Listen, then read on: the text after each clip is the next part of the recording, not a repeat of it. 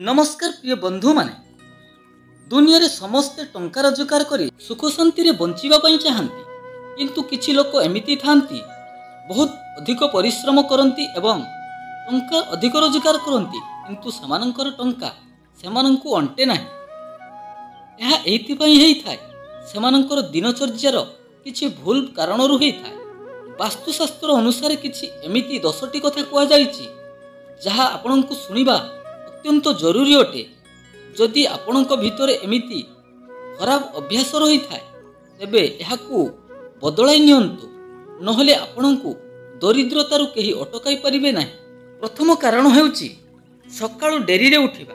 आजिकाली आधुनिक जमाना रे दिनचर्या को आपणाउथिबा लोक माने राति रे जल्दी न सोई सकाळु अधिक समय सोई रही थांती।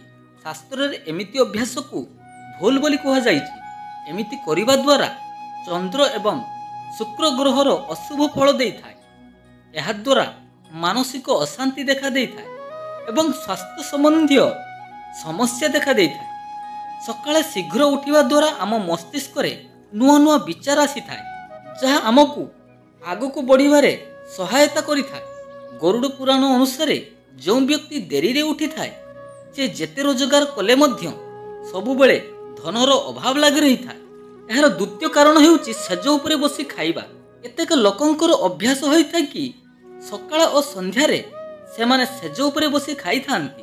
कोन आपण जानिछंती एमिति करिबा द्वारा महालक्ष्मी अशांति हेई थांती। एहा द्वारा आपणक घरे दरिद्रता आसी थाए। यार तृतीय कारण हेउची ओइठा बासन को रात्रि रे सफा न करिबा।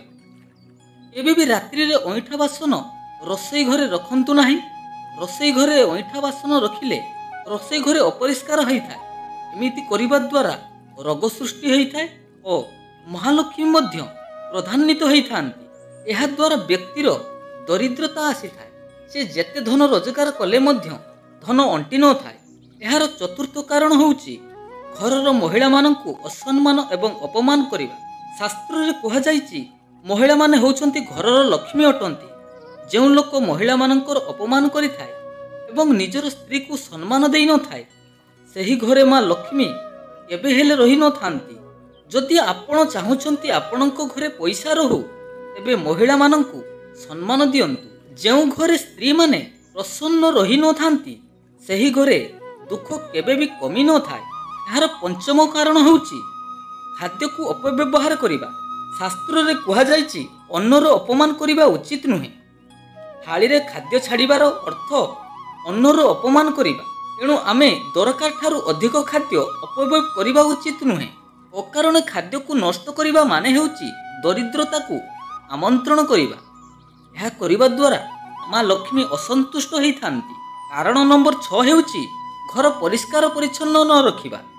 घर परिष्कार परिच्छन्न न रखिबा द्वारा विभिन्न प्रकार रोग जीवाणु सृष्टि होई थाए एवं बेले बेले बहुत दरकारी जिनिस मध्य अकारण नष्ट हो जाई थाए। एहा द्वारा चंद्र एवं शुक्र ग्रहंकर अशुभ फल प्राप्त होई थाए। व्यक्तिर दिनचर्या उपरे कुप्रभाव पड़ी थाए एवं घरे नकारात्मक शक्ति वास करि थाए। 7 नंबर कारण हेउची संध्या गड़ी गला परे घर ओळाइबा। जो नारी माने संध्या समय गड़ी गला परे संध्या दीप देई थांती एवं संध्या गड़ी गला परे घर ओळाई थांती एहा तो शास्त्र मतरे भूल काम अटे। एहा करिबा द्वारा धनहानि घटी थाए एवं परिवार रे छोट छोट पिला मानक उपरे कुप्रभाव पड़ी थाए।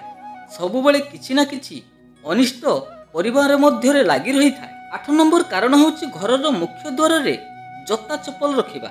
जेउ लोक घरर मुख्य द्वार रे जता चप्पल रखि थाए माता लक्ष्मी अत्यधिक क्रोधान्वित होई थांती।